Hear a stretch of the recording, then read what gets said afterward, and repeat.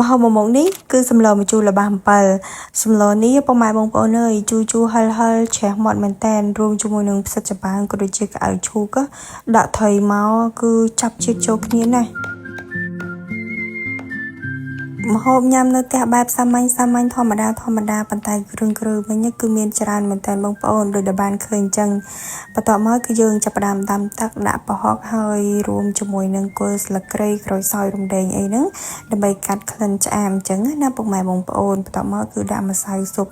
មាន់ក៏ដូចជាស្ករហើយដាក់ត្រីចូលអញ្ចឹងទៅពុកម៉ែបងប្អូននៅពេលដែលដាក់ត្រីចូលទៅហ្នឹងគឺពពុះច្រើនមែនតើយើងដួសចេញរហូតអញ្ចឹងណាបងប្អូនដោយសារតែមានប្រហុកមានអីទៅវិញអញ្ចឹងវារៀងពពុះច្រើនណាហើយសម្លនេះងាយស្រួលធ្វើមែនតើបងប្អូនបន្ទាប់មកគឺយើងចាប់ផ្ដើមដាក់បន្លែចូលបន្លែយើងមាន3មុខដោយពុកម៉ែបងប្អូនបានឃើញអញ្ចឹងហើយចុងក្រោយគឺចាប់ផ្ដើមដាក់ល្បាំ7ក៏ដូចជាម្អមបន្តិចមានម្ទេសមានអីអញ្ចឹងណាម្ហូបមុខនេះគឺអត់តលាន់ទេបងប្អូនដាក់ជួយលះតិចមកដើម្បីយើងហត់ទៅមានកម្លាំងអញ្ចឹងណាជាពិសេសគឺថាស្វាងចេះតែម្ដង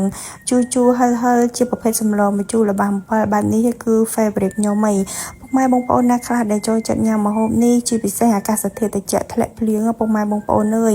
បានលក្ខណៈថាហិលជូរចេះមកញ៉ាំបាយអស់ច្រើនណាស់ពុកម៉ែបងប្អូនណាខ្លះដែលចូលចិត្តញ៉ាំសម្លមួយនេះកុំភ្លេច share ក៏ដូចជា follow page ផងណាសម្រាប់វីដេអូរបស់ខ្ញុំថ្ងៃនេះមានតែប៉ុណ្្នឹងទេ